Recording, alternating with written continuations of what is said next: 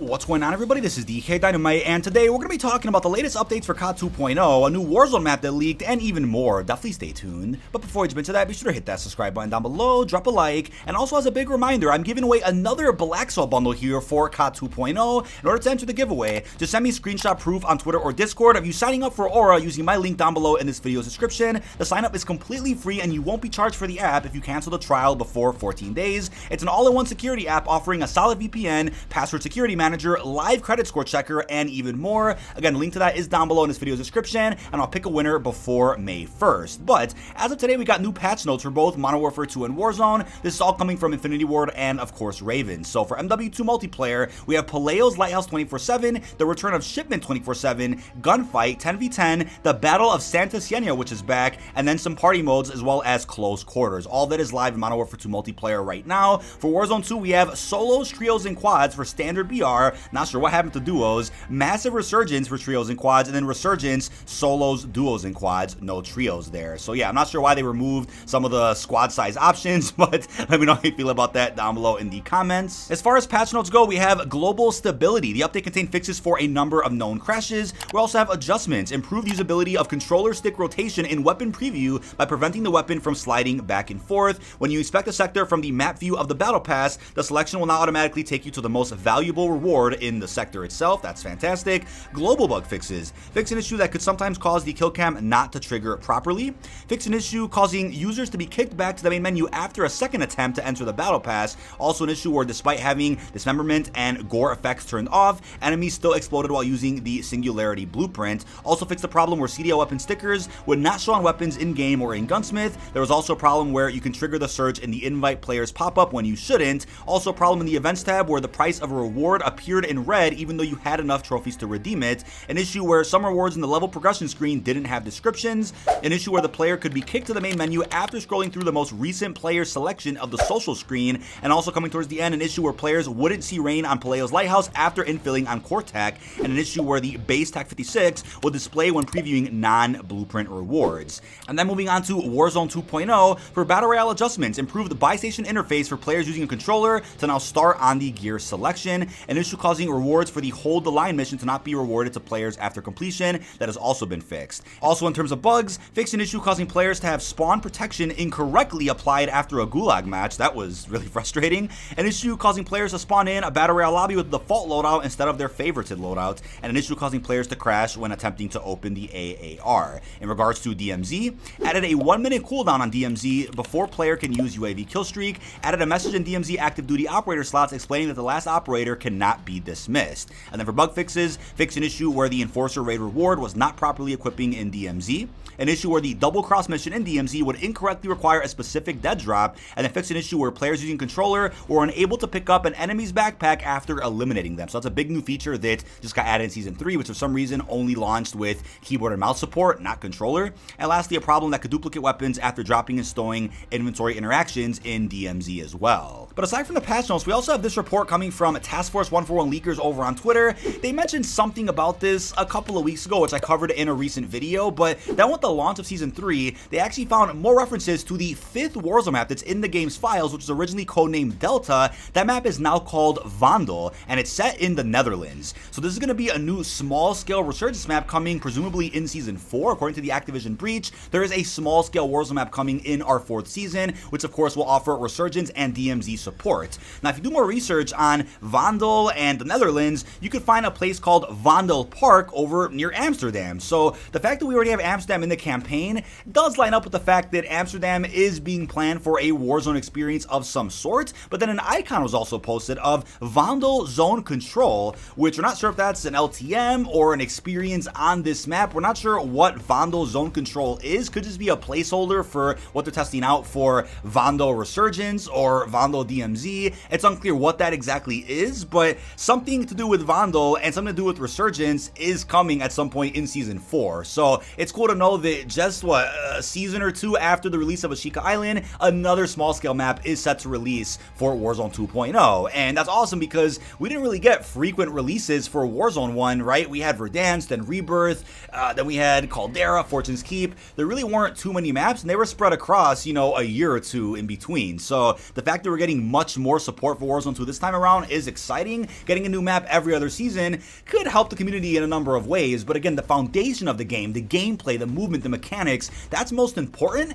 Dropping a map, I think, every other season is great, but let's remember that the more maps they drop doesn't necessarily mean the higher of quality we're going to see in Warzone 2. The foundation is important at the end of the day, and that will determine if the new map is fun or not. Now, I also wonder, right, if the next Resurgence map takes place in Vondel Park, somewhere in Amsterdam, will there actually be civilians? I feel like that's something that we just haven't seen much of in any Battle Royale map for the most part. I don't know if that's too annoying since people out there are already really against AI. So if everybody out there is anti-AI, would they really want to see civilians in an environment that could possibly distract you from actual gunfights? That's something that I'll leave for you guys to decide down below in this video's comments, but I would certainly like to see a different type of environment that is a lot more alive and well than some of the previous BR maps we've gotten in Call of Duty. Now, I would have hoped to see a big scale Warzone map also in this game's life cycle. That would have also been unique because we didn't get 2 big scale Warzone maps in the same game cycle. So to have seen Los Alamos maybe by season 5 or presumed season 6, that would have been interesting. But rumor has that we're not going to see Los Alamos until the next Call of Duty's integration. So Sledgehammer's next project, we'll end up seeing Los Alamos integrated as the Warzone map for that year.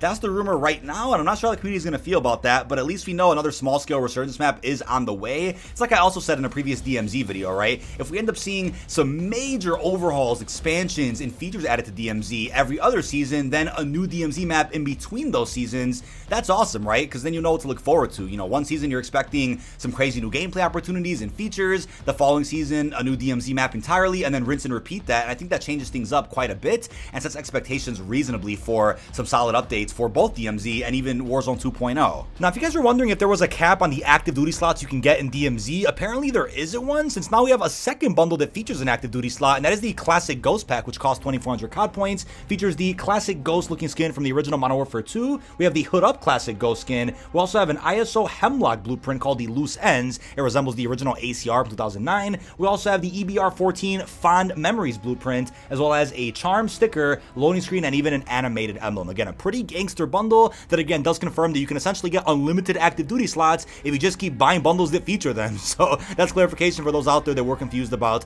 the new feature over in Season 3. I made a separate video a couple of days ago talking about my thoughts in regards to pay-to-win features for DMZ that are released via some bundles. Now, we also have this report coming in from T. Grizzly, who was on a podcast recently in which he claimed that he was playing Verdansk on console as of a couple of weeks ago. Now, with that rumor, we're all like, okay, he's probably playing Warzone Mobile, right? But not on a console. So what could he have played that featured Verdansk on a console? I mean, there was a rumor coming in a couple of days ago from some suspects on Twitter claiming that some type of Verdansk LTM was planned for COD 2.0, but that might have been scrapped. I mean, maybe Verdansk is planned to come back at some point for a DMZ experience, but maybe not Battle Royale, and maybe T. Grizzly somehow got to play that early, but I highly doubt it. I mean, it could be possible that one day for Warzone Mobile we'll get the treatment that we thought COD Mobile was going to get at some point, which is some type of emulated console integration where you can play the mobile experience on a PlayStation or an Xbox or some really cool emulator on PC that you can use controller with. I mean,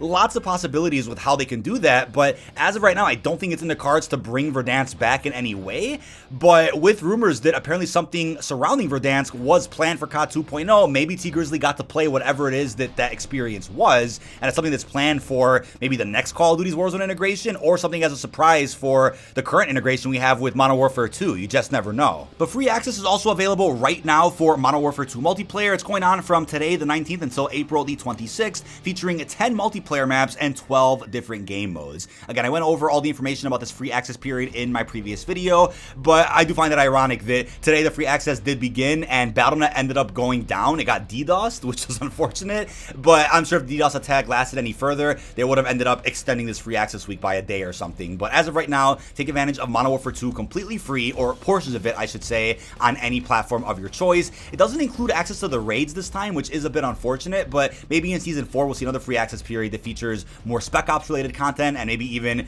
parts of the campaign at some point. But as of right now, this is all multiplayer oriented. Now, what's also interesting is they released a new trailer today for the Combat Pack 3, known as Lotus. It's going to feature the striking distance and showstopper blueprints, an emblem, sticker, charm, and even a calling card. So again, all the PS Plus Combat Pack content will end up being dropped for Xbox and PC. I believe it's the beginning of November of 2023. All those bundles will end up being released for those other platforms. But as of right now, if you're on Xbox or PC, you will not be able to see any of that Combat Pack content in your game, no matter if somebody else is running it in the lobby who's playing on PlayStation. That's all restricted. But today, COD also released another trailer. trailer. So a little bit of bundle marketing here, as you can see, just promoting some of the new cosmetics here as a part of Season 3. All the cosmetics dropped in this season are significantly better than all the cosmetics that dropped in the first 2 seasons. So that's a good step in the right direction that cosmetics are improving, but the problem is that people feel that the studio right now is a bit tone deaf, since there are a number of issues such as server problems that need to be addressed, but instead of mentioning any of that on Twitter or on YouTube or any social media post,